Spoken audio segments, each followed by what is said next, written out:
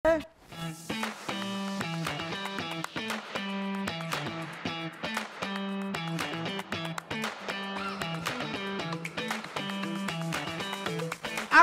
ba kayo na nabawasan daw ang popularidad ng tambalang JM Fiang o Fiang Smith at JM Ibarra dahil sa PBB Celebrity Collab Edition? So ayan po, dahil nga po sa kasakatan ngayon ng PBB Collab Edition ng mga artista rin nasa loob ng bahay ni Kuya, di umano'y nabawasan ang popularity daw ng JM Fiang Smith. Naniniwala ba kayo? So, kasi naman kasi pinag-uusapan ng PBB Collab, di ba? Pero bago yan, habang kinukuha mo yung bowl niya. Yes, ang bowl natin.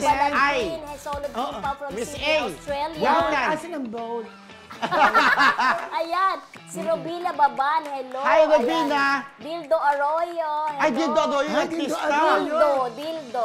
Ay, Dildo. Grace Dueñas, hello. Lola Chicadora.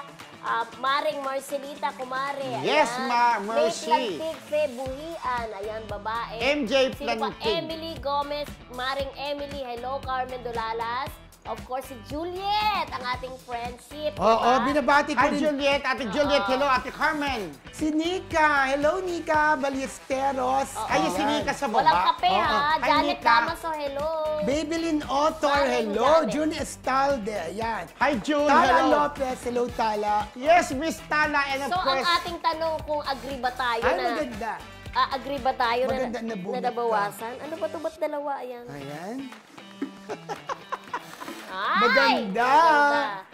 Maganda. Dahil yes, ang nabunot mo, ikaw na mauna. Yes. Nabawasan ba ang ewan ko popularity? nga kung bakit mababawasan. Oh, go. Eh, hindi naman siya connect. Pero nabuol ko kasi yes. Panindigan mo na. panindigan mo. Nabawasan popularity kasi total, ano naman sila, di ba pare-pare sila sa PBB. Siyempre, mas pinag-uusapan ngayon ng PBB. present, Yung present eh. Kaya, siyempre, kaya inisip ng mga tao na nabawasan dahil mas pag-uusapan ngayon ito. Mainit-init ngayon kasi since PBB, sa PBB, mas mainit ngayon pinag-uusapan tong bagong PBB. In fairness, sikat ngayon sila. Kaya nakilala itong mga bagong housemates. Sa dati, hindi ko naman kilala yung mga artista dyan, pumasok dyan. Nakilala ko lang nung naging PBB housemates. Alright. Nabawasan. At ako naman, nabunot ko ay no!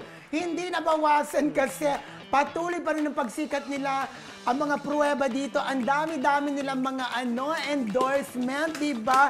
Mga out-of-town shows, personal appearances, at balita ko ay pinaghahandaan na rin nila, pinaghahandaan na ang kanilang launching project together. So, parang masasabi na bawasan yan, di ba?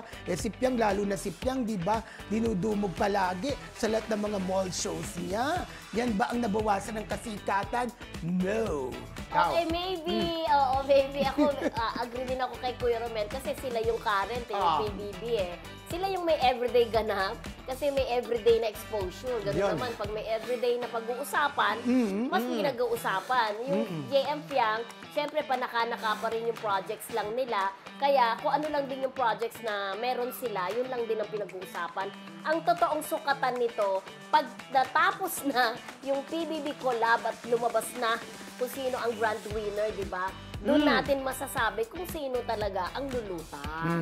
Pero you cannot compare eh. Kasi yung PBB collab is binubuo siya ng mga celebrities na eh. Dati na silang may name, di ba, Kuya Romel? Samantalang ito si JM tsaka si Fiang, alam naman natin na talagang, hindi naman talaga sila celebrities. So, social media At saka influencers ang daming mga sila. ang dami nilang mga shows. Marami silang fans. Tsaka, Tapos sa debate shows out of correct. town na. Patunay dito, di ba, pag may nilalabas silang MTV, tapos may nilalabas silang commercial, grabe ang views. Ako, since nabull ko, yes, pinanindigan ko. Pero hindi mo pwede i-compare, friend. Correct. Kung isang love team, love team ang nabuo doon, na sumikat paglabas, tapos yung love team ni Piang, yun taga may comparison. Pero iba yung eto na, sikat na sila. Di ba? Kaya pili ko hindi naman naapektuhan. Andiyan pa yung mga panay ng mga JM Piang. Hindi, no? Wala, hindi pa rin naman. Correct, pero ito Mayat maya yata, may personal appearances yung fairness, dalawa. diba? Oo, baka magtampo sila. Berdy Lapo, sabi niya si Kiling ayaw pa ipaalam. May reason sila, si di ba? Kim.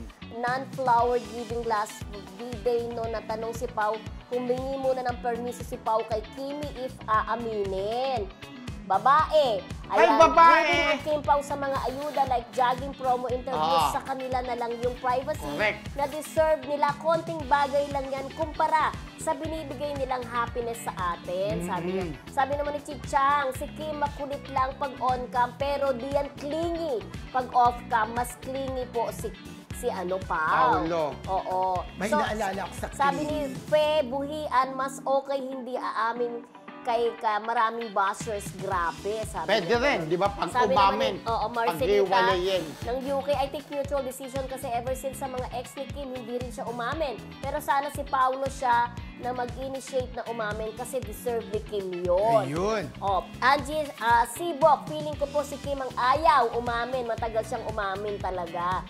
Compared nga naman, ayan, ano yan? maraming mahaba. Saan? Mary Ann Tolentino, obligasyon din po naming mga Kim Pao na support sila sa kahit Kanya-kanya saan. opinion. Kaya mas happy picture pa lang, happy na ang Kim Paulandia. Basta nagmamahalan sila. Saan ang mahaba dito? Annalisa, I love your show, real and true. Unlike sa iba na show na fake. Keep Ay, it up, mga thank you ganda. po. Maraming salamat po. Okay, Yes. thank you so At much.